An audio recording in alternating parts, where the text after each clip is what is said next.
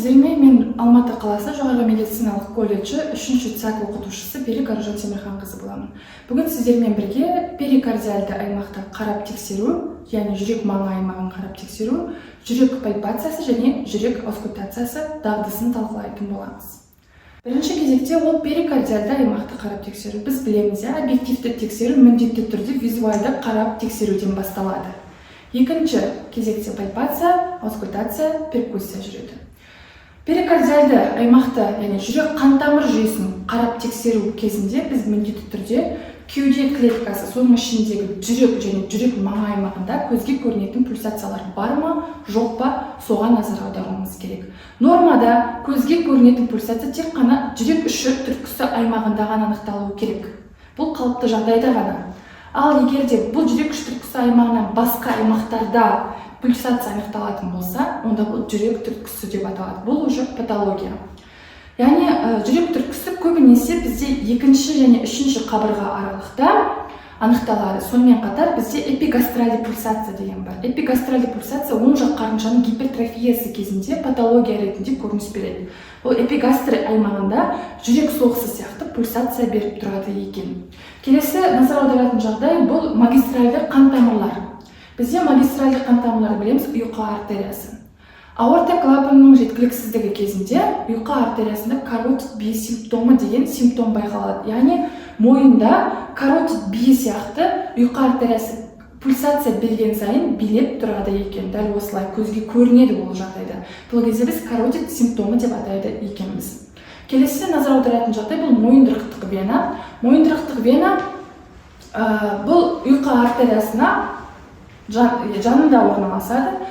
Жүрек жеткіліксіздігі кезінде, соның ішінде оң жақ қарыншалық жеткіліксіздігі кезінде мойындырықтық вена білеуленіп, сыртқа шығып көрініп тұрады екен. Келесі кезекте біз кеуде клеткасына қарап тексеру жүргіземіз. Кеуде клеткасының деформациясы бар ма, типтік дамыған ба, тағы да басқа рахиттің белгілері, қалдық белгілері қалып кеткен бе? Бұған назар аударуымыз керек, себебі рахиттің қалдық белгілері қалып кеткен болса, кеуде клеткасы деформацияға ұшыраған болса, бұл да жүректің жұмысына әсер етеді екен. Келесі бізде назар аударатын жағдай бұл самай артериясына. Самай артериясы артериялық гипертензия кезінде сыртқа шығып маңдайда көрініп тұрады екен. Құлақтың алдыңғы аймағында, маңдай аймағында самай артериясы орналасатындығын біз анатомиядан білеміз. Қарап тексеру жүргізіп болғаннан кейін біз пальпацияға көшеміз. Жүрек пальпациясының негізгі мақсаты бұл жүрек ұшы түрткісін анықтау. Жүрек ұшы түрткісін анықтау кезінде біз міндетті түрде бірнеше қадамдарды ескеріп кетуіміз керек.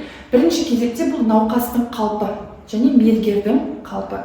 Науқастың қалпы тұрған күйінде, отырған күйінде және халі мүшкіл науқас болатын болса, жатқан күйінде жүргізеді екенбіз. Ал мергердің қалпы науқастың оң жағында сәл бір қадам алға шығып тұрады. Келесі біз сол қолымызбен оң қолымызды қайда қою керектігін білуіміз керек. Сол қолды біз қолымызда салбырап тұрмайды, біз оны науқастың артқы жағына жауырын аралыққа демеу ретінде қоямыз. Ал оң қолымыздың алақанымыздың негізін, алақанымыздың негізін тостың семсер тәрізді өскіннің негізіне қоямыз да, ортаңғы саусағымызды 5-ші қабырғалыққа, 5-ші қабырғалық бұл емізіктің астындағы қабырғалыққа жібереміз, қалған саусақтарымызды оған параллельді бір-біріне жабыстырып қояды екенбіз.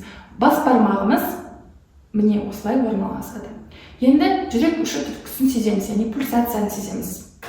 Пульсацияны сезген кезде қолымызды науқастың денесінен алмай, саусақтарымызды сырғыта отырып алып келеміз. Және де жүрек ұшы түрткісі сезген аймақта бұрады екенбіз. Жүрек ұшы түрткісінің 5 түрлі қасиеті сипатталады. Бірінші кезекте оның локализациясы, ауданы, кернеулігі, күші және биіктігі. Қалыпты жағдайда жүрек ұшы түрткісінің локализациясы мынадай. Науқастың сол жағында 5-ші қабырға аралықта бұғана орта сызығынан 1-1,5 сантиметр ішке қарай анықталады. Бұл локализациясы. Енді екіншісі бұл ауданы. Ауданы біз қалай анықтаймыз? Ауданы біз саусақпен анықтайды екенбіз. Егер де 2 саусаққа сезіліп тұрса, 2 сантиметр квадрат, 3 саусақ болса 3 см, 4 см және ары қарап кете береді. Нормада ауданы 2 см квадратты құрауы қажет. Ал егерде сол жақ қарыншаның гипертрофиясы, дилатациясы болған кезде бізде ауданы арта түседі. 3-4 см квадратқа дейін кетіп қалады екен. Келесі үшінші қасиеті бұл биіктігі. Биіктігі кезінде саусағымызды қойған кезде қаншалықты амплитудада саусағымызды итеріп жатыр. Міне соған назар аударуыңыз керек. Үшіншісі бұл кернеулігі. Кернеулік кезінде қаншалықты кернеп күшпен итеріп жатыр. Соған назар аударуымыз керек. Ал күші деген кезде, күш саған кезде сізге күшіңізге сопротивление болады, яғни қарсы қаншалықты жақсы жұмыс атқарады деген не осыған назар аударуымыз керек екен. Жүрек пальпациясын жүргізіп болғаннан кейін біз міндетті түрде нені сездік, соған қорытынды жасауымыз керек. Қалыпты жағдайда қорытынды былай жасалынады. Жүрек пальпациясы кезінде жүрек күші түрткісі науқастың сол жағында 5-ші қабырға аралықта бұғана орта сызығынан 1-1,5 см ішке анықталды. Ауданы 2 см квадрат, күші орташа, биіктігі орташа, кернеулігі орташа. Келесі бізде аускультация. Аускультацияны міндетті түрде жүректің пальпациясынан кейін жүргізген тиімді. Жүрек аускультациясы. Жүрек аускультациясын жүргізу үшін бізге фонендоскоп құралы қажет болады. Жүрек аускультациясының мақсаты жүрек тондарын тыңдау. Аускультация кезінде біз екі түрлі жүрек тонын тыңдаймыз, бірінші тон және екінші тон.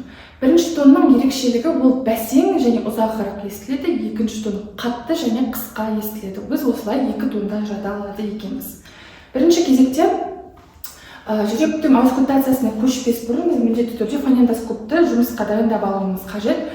Яғни фонендоскопты басын алақанымызға салып жылытып алуымыз керек. Өйткені фонендоскоп мұздай болатын болса, науқастың терісімен жанасқанда бұл науқаста тітіркену реакцияларын шақыруы мүмкін. Сол себепті біз фонендоскопты міндетті түрде бірінші жұмысқа дайындап аламыз.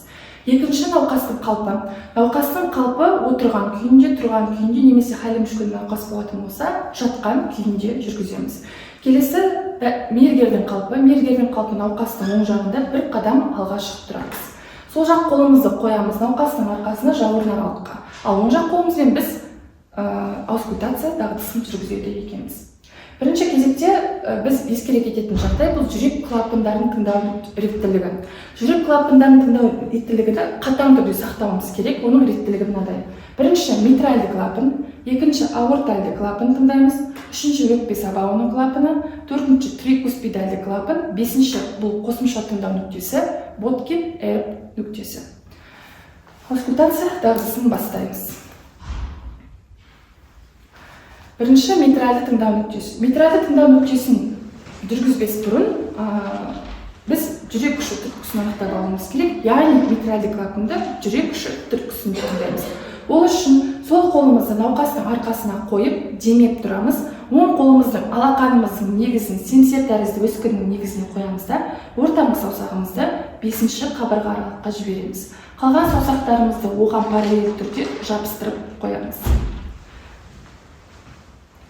Сезген аймаққа саусақтарымыз сырғыта отырып келіп алып келеміз. Бұл бізде жүрек күші түрткісі. Жүрек күші түрткісі анықталған жерде біз митральды клапан тыңдайды екенбіз.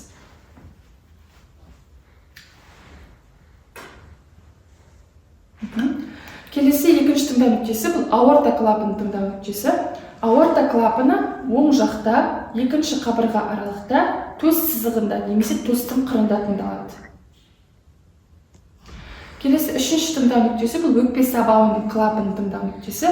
Ол аорта клапанына қарама-қарсы симметриялы түрде тыңдалады, яғни сол жақта, екінші қабырға аралықта, төстің қырында.